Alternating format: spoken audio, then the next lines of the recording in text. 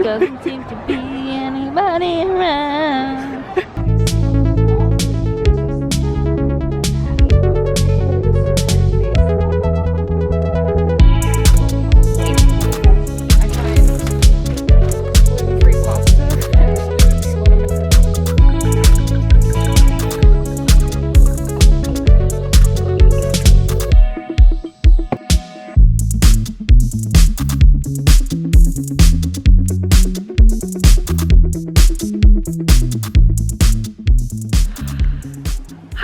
People, welcome to my newest reading vlog.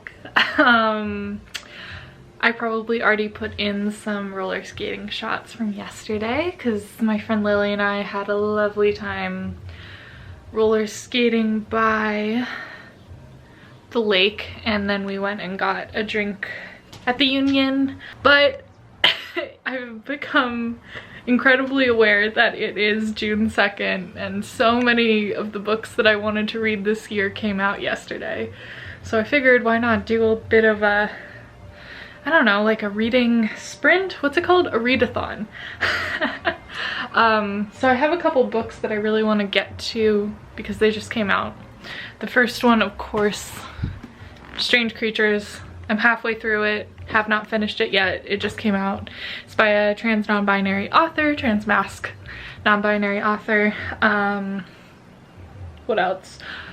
Two main characters are both somewhat queer, a boy and a girl. Phoebe North actually in the dedication says to the boy and the girl that I could have been but wasn't, which I really liked. So I really want to finish Strange Creatures. I also really need to read With Teeth. Kristen Arnett wrote Mostly Dead Things, which is right down here. If you recognize that from my experience in a disaster gay vlog. I'm expecting some more sapphic disasters in here. This one's about two lesbian moms, and I'm very excited. I wish I got the beer koozie. Apparently some of the arcs came with a little With Teeth beer koozie. I got these pants today.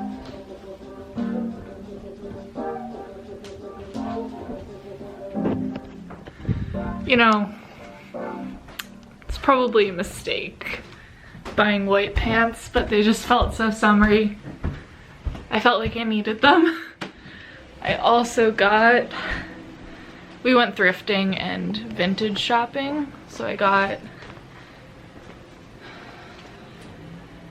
some Levi's, good style shop, and then I also got Levi's shorts that I'm gonna cut off. And at St. Vinny's I found Severance by Ling Ma, which I was surprised to find such a nice hardcover. So that was a good find. I don't know, I also am gonna be reading Fair Play. Where is that? Fair Play with Sarah. I think I need to text them about that because I haven't heard anything from them yet. But we were supposed to read it this week. So hopefully this is read as well. And then I'm gonna listen to the audiobook of Care Work at some point. This is gonna be my vlogging week. It'd be kind of nice to start out some more weekly vlog content that is regular and not as long as my last one. So hopefully that is in the woodwork by the time I'm editing. Cool. I gotta make some dinner, some food. What am I gonna make? Pasta? Maybe pasta. We'll see. So I'm reading Strange Creatures. I'm kind of remembering why I put it down. We had like gotten to this like perfect little point in the book where like things were going okay for the mains. I mean, so there's two siblings, and in high school the boy, the older sibling, runs away, and after a couple years his parents get really obsessed with like finding him, and then after a couple years the sister Annie starts dating his girlfriend.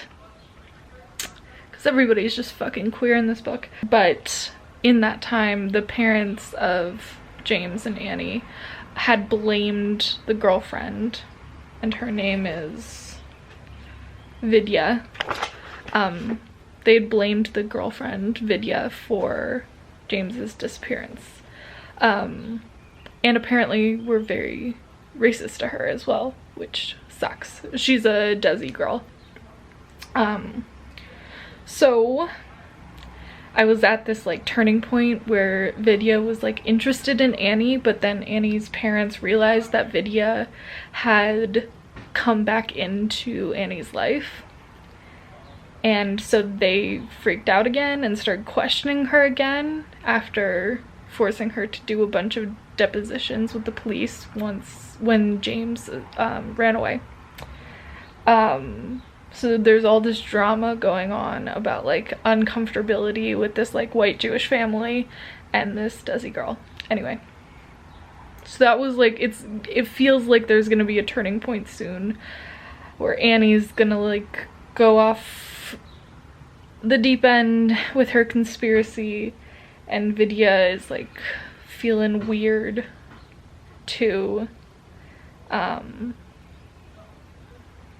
I just feel like shit's about to hit the fan, and I remember why I stopped, but you know, it's good. The story's moving forward.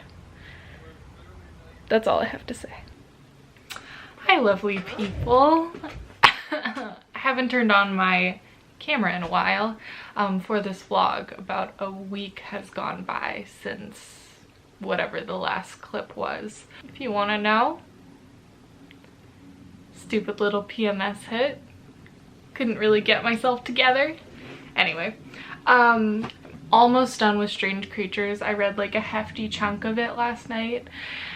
It was so sad. I was devastated.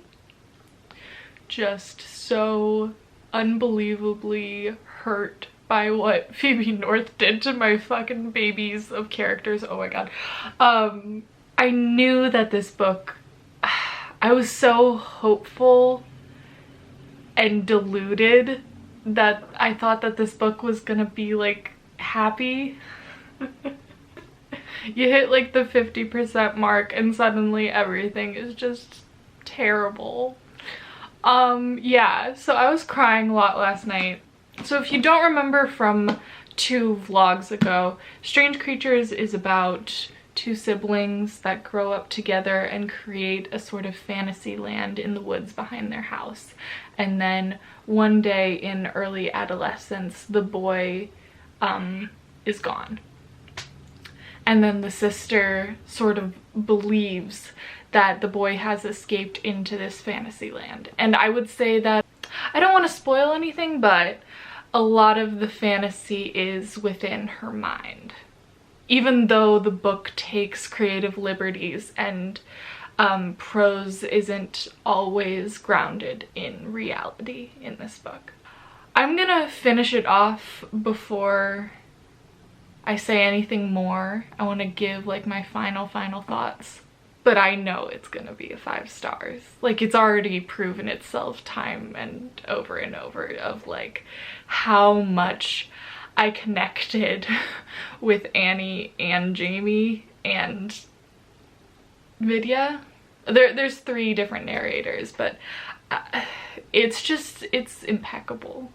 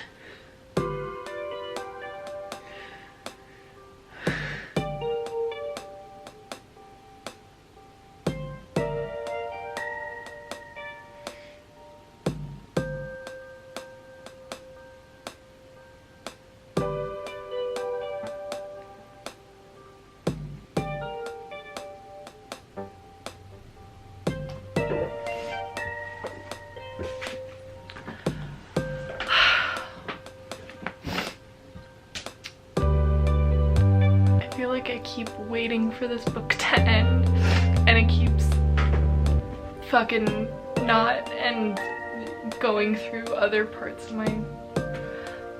Basically, Annie just got to her college years.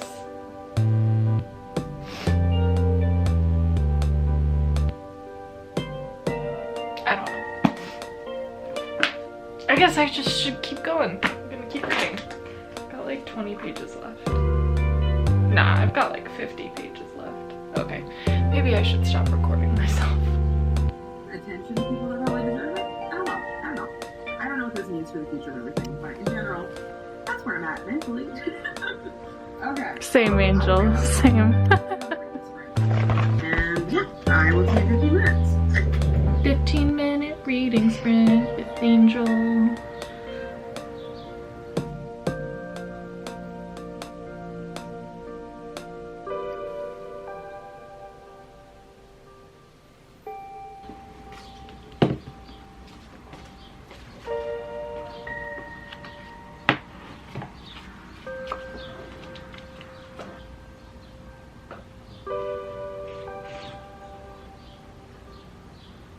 The electrical charge that comes off eels.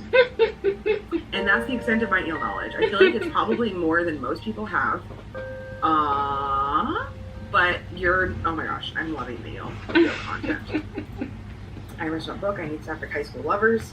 I think it was Strange Creatures. Is that right? Correct me, Iris, if I am wrong. Strange Creatures by Phoebe North, potentially. 20 pages of Gemina. Yeah, Gemina, oh, that series is very quick to read. Hey, what's up? I'll sip something cool. Why you like that beer? I like that. Beer. It's just good. I mean, this still like literally doesn't taste like very much to me, but it tastes It like tastes a fizzy. like, yeah, like an Izzy. Mm-hmm. That's not beer. It's nice. That's like soda. Honestly, Well, yeah. how much alcohol Oh, it's is it? tart ale with grapefruit added. I don't know just how much it is. The can is 4.5. The can is sweating so much I can't even see it. I know, it's so hot. I need another Cold shower. maybe. All right, welcome back. Shoot. Wait, I'm just gonna mute her for a second. I need to check.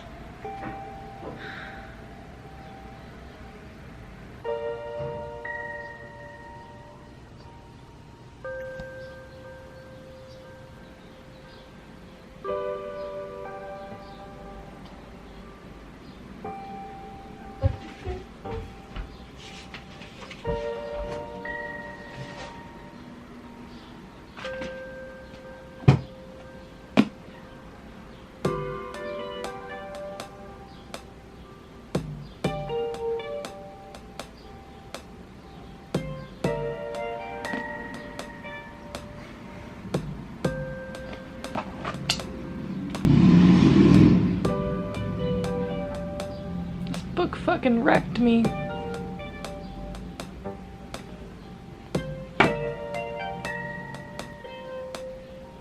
I need to eat dinner. Is some pesto pasta with broccoli and fake bacon. Now, before I talk about Strange Creatures, I feel like I need to catch up with Sarah on Fair Play. I feel bad because I promised I would read this with them.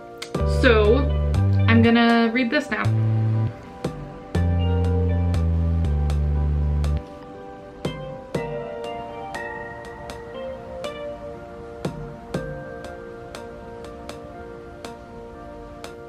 I wish I didn't have the stripes on my face, but the window faces a street and I don't really want to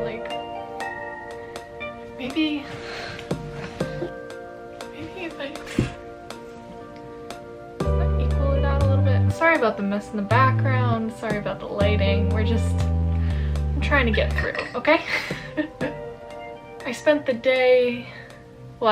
yesterday mostly editing through this poem and I submitted it. It's the first time I've ever submitted a poem. I submitted it to a journal that doesn't pay or anything, but maybe they'll pick my poem and maybe I'll get published. I don't know. I'm kind of buzzing with like excitement and energy right now, just because I never thought that I would have like the self-confidence to do all that. I don't know. I'm feeling happy. Strange Creatures by Phoebe North is a book that I finished yesterday. I'd have to say that this book made me cry 4 or 5 times, I think, all in the second half, which is kind of where shit goes down. I read the first half of this book in another vlog when I was on vacation with my family, and I put it down for a month because I knew I was like getting towards this turning point, this precipice of shit is about to hit the fan, and I've never felt so close to characters before. Strange Creatures is kind of about like childhood trauma and adolescent trauma, and because it's dealing with these things, it is extremely nostalgia based, and flowery, and like whimsy childhood mysticism, like magic that you have in childhood. I don't know if I'm saying the right things, but it's weird and it's odd, and things aren't really hard, they're very fluid. But as the main character struggles with the disappearance of her brother, she ends up falling in love, and there's a beautiful queer sapphic romance in this. And it does pit her, and there are other women that come into her life after. But I think that I'm just in awe. Like, it feels like it's a kind of book that I've never read before, but it also feels so close to me and so familiar. I think Phoebe North might be like somewhat my literary soulmate, and since I know a lot of you have similar taste in books as I, maybe they're your literary soulmate as well.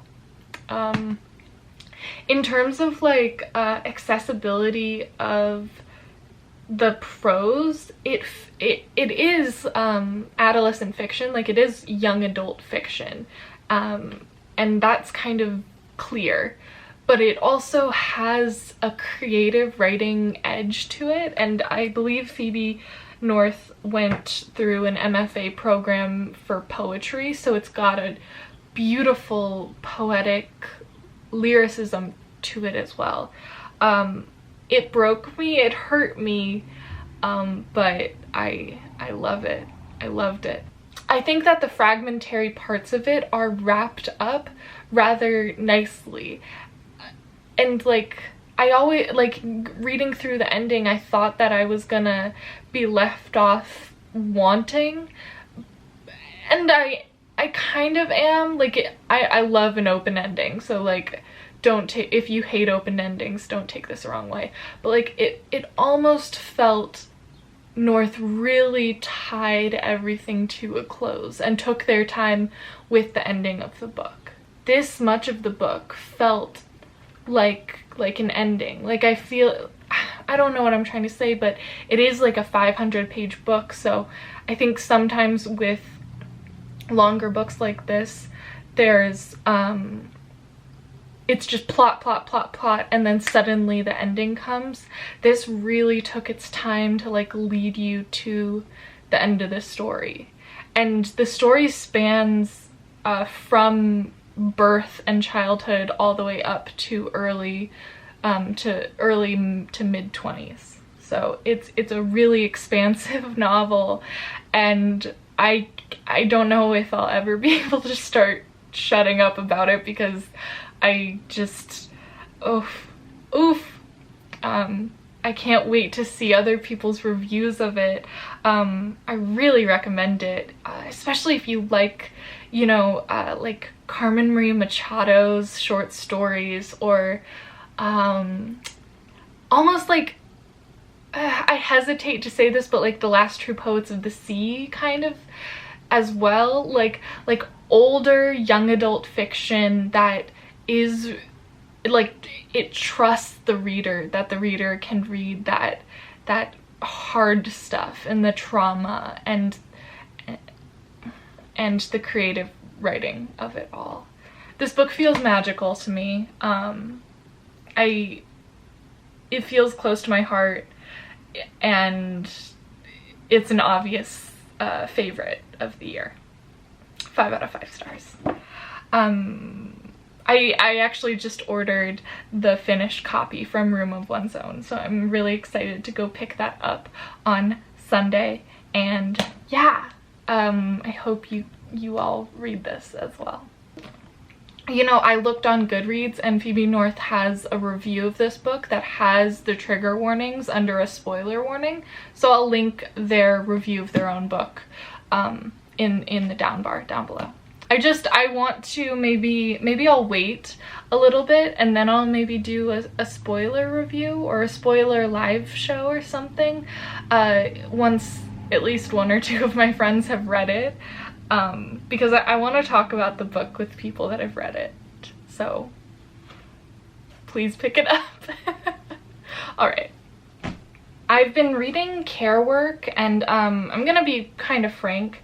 I started out reading this book with my eyes, and I ended up not enjoying the writing.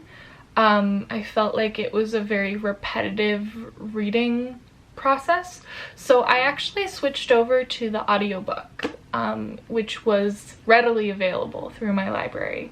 And you know what? The audiobook actually made a lot of difference, and I'm enjoying the writing style as more of like a conversational podcast sort of thing, because it does feel like a lot of the writing in this is, well, there are actual conversations between disability justice activists, but then there's also sort of stream of conscious, almost like blog posty sort of writing style in here, and I found it much more enjoyable, or much more accessible even for me, because I'm not distracted by the words or like the actual like sentences, and I can take in the information much better. And so disability justice is, you know, intrinsically a Black and queer, or Black, Indigenous, people of color, and queer and trans justice movement, and I don't know, there's just, it's a lot here, and it's a lot about kind of personal lives and how disabled people will build care structures out. And I'm finding it to be like really, really interesting and kind of all engrossing in my mind. I am having a little bit of that, like, I don't know, like, I guess the same thing as like white guilt, but like ableist guilt, of all of the things that I've done wrong in the past. You know, I think sometimes I am that like willfully ignorant ableist person, which really sucks, and I think my mind started like doing kind of an anxious looping thing about that last night, so I don't know how I feel about that, but the book is really good so far. And I was listening to that when I was cleaning my apartment. And then I also started 2 more books because I'm a silly person. The first one I started was Mythologies by Roland Barthes. I guess you would call him, I think he's a structuralist literary critic from the 20th century, so like the mid 20th century. I think this one was written in the 50s. And he's from France, so this is a translated collection of essays. It's got, you know, Susan Sontag blurbed on the back. It's, I don't know, it's almost like, it is kind of more academic than what I'm about to compare it to, but sometimes it feels like the equivalent of like a YouTube essay, you know, cultural studies. The first essay in here is talking about how we watch wrestling and like the performance of wrestling, how it's not really about who wins and who loses, or it's not really about the fight, but it's about the like performative justice of the evil character and the good character and the fight for justice. Like, it's almost got like a superhero like literary criticism in there too. I don't know, I find it super interesting, and I think the way he looks at culture is really cool. So Roland Barthes' Mythologies. I just read one essay last night. And then I finally cracked into Fair Play by Tove Janson, and I read the introduction by Ali Smith, and Ali Smith kind of paints the picture of what I was gonna read. She says, oh, like Tove takes a more open structure to her writing, and I found that to be true. Each chapter is really short and kind of just an instance in these, I think you would call them lesbian lovers. Yeah, it's Marie and Jana, who are lesbian lovers that live in an apartment complex but live on like one side on the other. It kind of reminds me of like Frida Kahlo and her husband, how they lived in like separate houses. Just those, you know, I'm only on page 14 of the actual novella, but it kind of reminds me of like, oh, just like the daily minutia of artists living together. And of course it's, you know, sapphic, so it works for this month. So that's what I've been doing today. I had to say goodbye to my friend Lily, who was the roller skater that you saw earlier in this vlog. She was just visiting Madison for a couple weeks and stuff, so that was kind of sad. She's one of my best friends, but it was so nice to see her again, and her boyfriend. I love Nate. Yeah, I guess I'll check in later once I've read more of all of these. Read Strange Creatures. It's about 11:30. Cheers. Gin and limeade.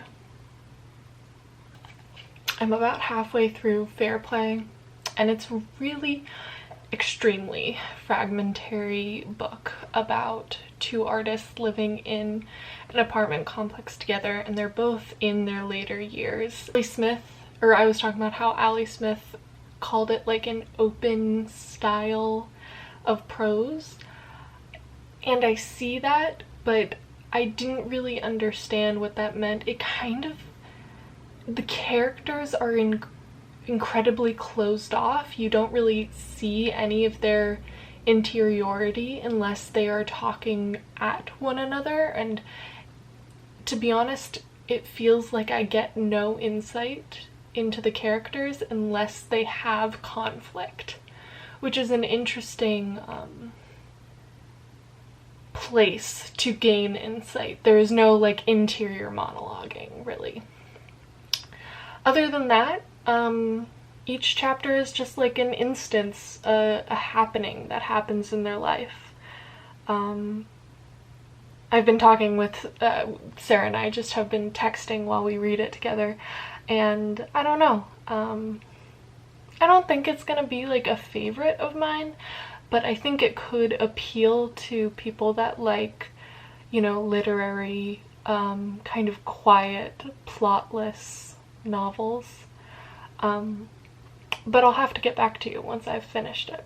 But I'm putting it down for the night. I'm not gonna read anymore. I feel like my boobs are like fully out. It's kind of giving me weird vibes. Anyway, it's cheesy. It's a teen coming out story. kind of cute, kind of fun. And the second season just dropped, so I'm going to get in my PJs or nothing. It is so hot. And drink my little mixed drink and go to bed. Everything. Wow, my I love him. He's hilarious.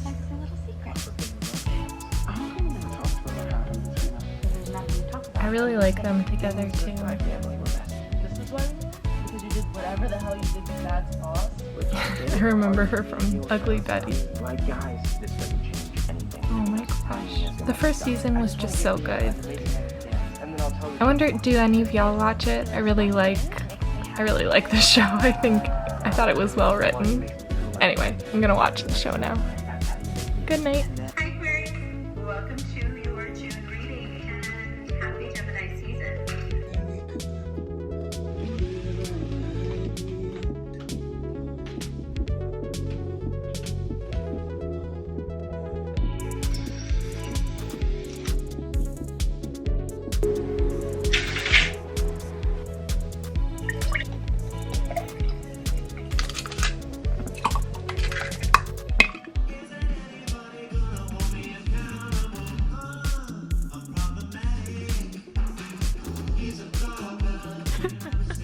So I read 2 more essays in Mythologies, and I kind of want to talk about them because I like this writing a lot. So after the world of wrestling, which I talked about in my last clip, next Roland Barthes goes to the Romans in films. So it's like American films of the Roman Empire from like the 1950s, and he talks about Julius Caesar, which I think I've seen in some film class at some point, and kind of just like making fun of all of them having horrible hair. Well, the specific thing is that he's talking about how the fringes of every single character, the bangs of every single character are ahistorical, first of all, and like trying to denote something to the audience of the film of who is good and who is bad. And then after hair he moves on to sweat. And I just want to read a section here. Yet another sign in this Julius Caesar. All of the faces sweat constantly. Laborers, soldiers, conspirators, all have their austere and tense features streaming with Vaseline. And close-ups are so frequent that evidently sweat here is an attribute with a purpose. Like the Roman fringe or the nocturnal plait, sweat is a sign of what? Of moral feeling. Everyone is sweating because everyone is debating something within himself. We are here supposed to be in the locus of a horribly tormented virtue, that is, in the very locus of tragedy, and it is sweat which has the function of conveying this. And then he goes on to talk about how Caesar is the only one that doesn't sweat in the entire thing, and I don't know, I love his commentary so much. It's so hilarious. He is a structuralist, I think that's what his Wikipedia page says. And structuralism is kind of based on this theory of signs by Saussure, that like a word, say tree, has a signifier. The word tree, when you say tree, that's the signifier, and then it has a signified, which is the conjured image of a tree, or the conjuring, the feeling, the associations, everything that conjures when someone says tree. And every human being has signifieds to common signs, but everyone can have like different signifieds to common signs. So that's like Saussurean, but Barthes is kind of doing like proto media studies essays on like the bourgeois media or the mass media of society. So he's taking signs from culture that is collectively watched or collectively taken in by masses and talking about how kind of the establishment or the bourgeois or the hegemonic society like disseminates information. So yeah, that's like structuralism and Marxism put together, and those are two theories that I actually really like reading about because I feel like they're very concrete and you can do a lot with more like broader wide scale picture with those two sorts of theories. So and he's being fucking hilarious with it. So I'm really enjoying that. And then we go on to The Writer on Holiday.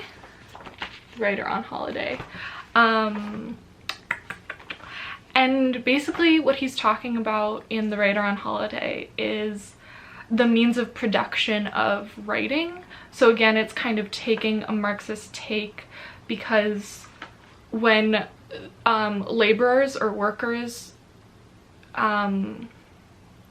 go on holiday, which is something that was fought for in workers' rights, they have a break from the work, and that's how you can, you know, by getting unions and getting workers' rights, you can create a better system under capitalism. He draws a line between laborers and then people that do intellectual work, writers, and how when writers go on holiday, it is expected that they continue doing the work of writing and continue taking in the world as a writer.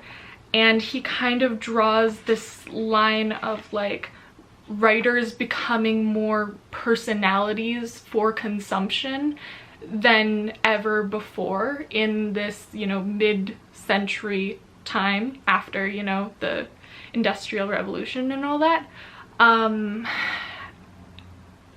The fascinating thing, I think, is that what he writes about writers, I think now applies to pretty much everyone that interacts with content creation and platforms, social media platforms, even if it's just a Twitter or a Facebook. Anyone curating and branding themselves through their content online for mass media to co-opt and take advantage of are like kind of participating in this idea.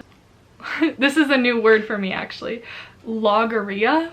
Log means word and then rhea means vomit or shit.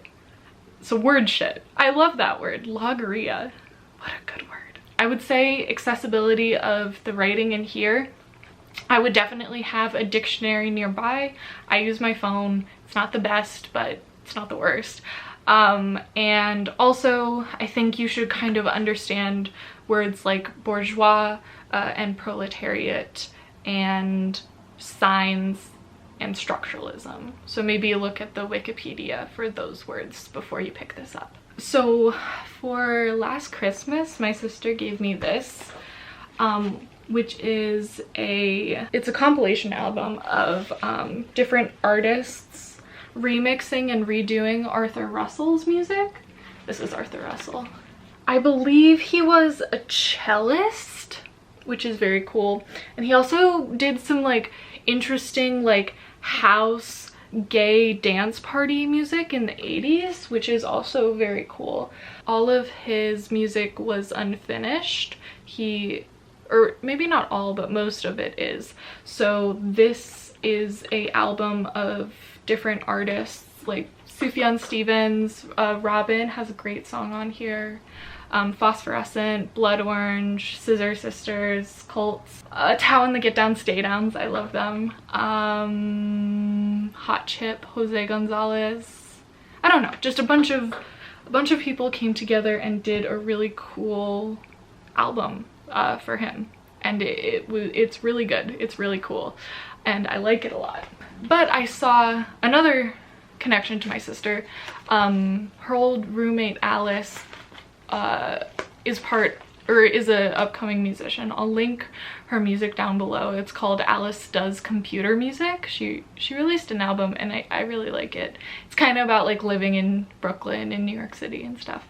But she has a song on this, which is Turning Light, and this is another tribute to Arthur Russell with more like underground musicians, maybe like haven't really gotten their start, still on, you know, Bandcamp, you know, Bandcamp musicians. I got 2 stickers. One just says unintelligible, and then the other one is the record label, or I think it's like an indie label. And this one has 2 discs. And it came with a lovely little print that I actually really love. Isn't that so cute? I just wanted to show you stuff that I'm excited about. Anyway, I'm gonna get back to reading, and yeah. Like their uses and ways of magic. But on the way to London, the sister who actually does possess magic like vanishes, and so they're trying to search for the sister, trying to figure out what's going on. And there's also some political machinations going on within the school of the dramaturgy, the dramaturgical school, as well as within like fairyland, which we kind of get into, and like the fairy queen. So this book was so much fun. It was so weird and magical and whimsical, but also high stakes and high tension the whole time.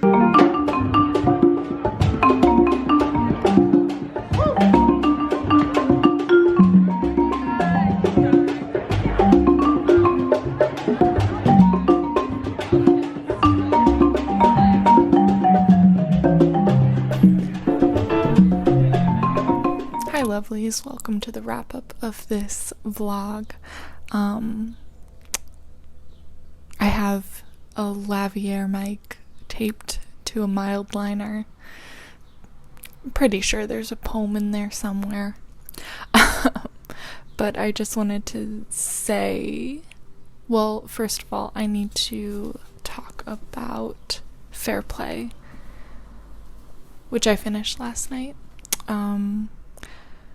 Fair Play was interesting. I think in my last clip I said that there was kind of a disconnect between me and the characters, and the only insight I get into their inner worlds is through conflict. I actually found that once you got into the meat of them being artists together, you found much more collaboration than conflict, and I thought that it was actually a really beautiful story of artists collaborating.